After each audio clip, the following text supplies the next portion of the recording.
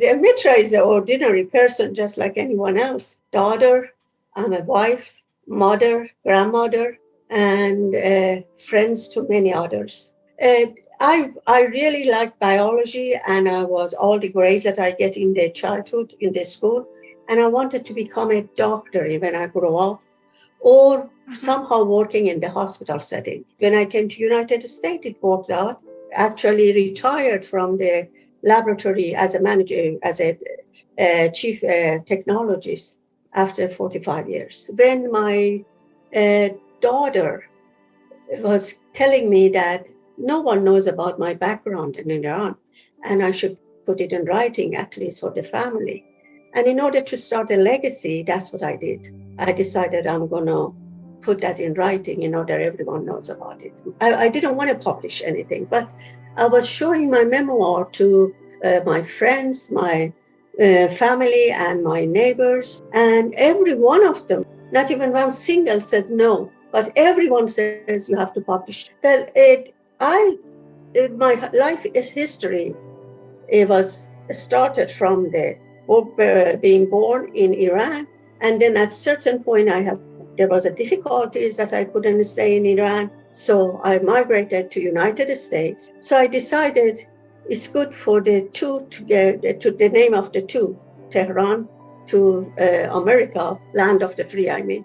I connected those two together, and that's how I came with the topics. I started around the end of the 2015, and by 2016, the end of the 2016, it was published. At the beginning, the very first day that I started writing the book, the first paragraph, I became so emotional because I started living the life that I lived before. And that paragraph made me actually very paralyzed, that I decided I'm not going to do any writing today, but I'm going to do prayers about it, and I'm going to determine that I'm going to do 1 or 2 chapters, no matter how hard it is, next day. And I did it. Next day, even though it was still emotional, I tried to overcome that. And little by little, I learned how to cope with the emotions, but still writing it.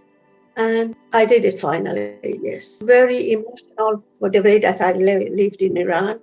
For me, it was very hard, but I managed to somehow cope with it. And that's how my personality is, by the way. Any problem that I see come towards me or challenges, I try to cope with it and overcome that challenge. Beautiful place in America. There's so much freedom. You can do anything you want as long as you put your heart in it and you get successful. But they're completely different than what it is in Iran. Okay. At least for me, that's how it was, completely different. And Islamic government in Iran does not favor that much. Actually, they consider us non-citizen. I'm a Baha'i. So persecution of the Baha'i in Iran was so much, even during the Shah, but it wasn't as bad until after the revolution in 1979. But it was so much that we were trained by parents. We have to keep our mouth shut when we are out. We listen everything, and we do not do anything in order to attract attention to us that they persecute us. So we had to hide practicing the Baha'i religion. We had to do it in hiding. And the people and the students that they were friends with me until then, when I came out of the school, they took the stones and they started throwing it back at me. And I started running and running, crying, running. When I got home, I was so angry. And I shouted to my parents, I'm going to take the stones back next time and throw it back at them. And their answer to me was, so you don't do it, you just take it as it comes. And it makes a strong personality. I'm sorry. There are certain things that I remember from Iran that I will feel break down. I really cry a lot. I feel sorry for those that is left behind. I'm really sorry for them. Well, in order for me to get out of the Iran, I could have done it as a student visa. That's what my visa was. So I applied for the universities in United States, and Michigan University accepted me. The whole idea was to come to New York and then start working, because I had still my mother, my two siblings still in Iran. And I wanted, with my father being in America, we wanted to work hard in order to get them in. However, my problem was to get to work, to get the job. And with having the language barrier, and at the same time not knowing the new people, different people over there, and not to be able to communicate very well, it was kind of challenging for me in order to find a job. And the very first one that I saw a label saying help wanted, it was a coffee shop. And I went in, and the first person that I saw, I said, they said, may I help you? I said, Carol, you are asking for help. You wanted, I'm your help. And he laughed and he says, go over there and get some coffee and sit down, and I talk to you later. And that's when I got my first job. It's in the book, by the way. If anyone is curious, they can read the book and find out what happened. It's a short book, and it's easy to read.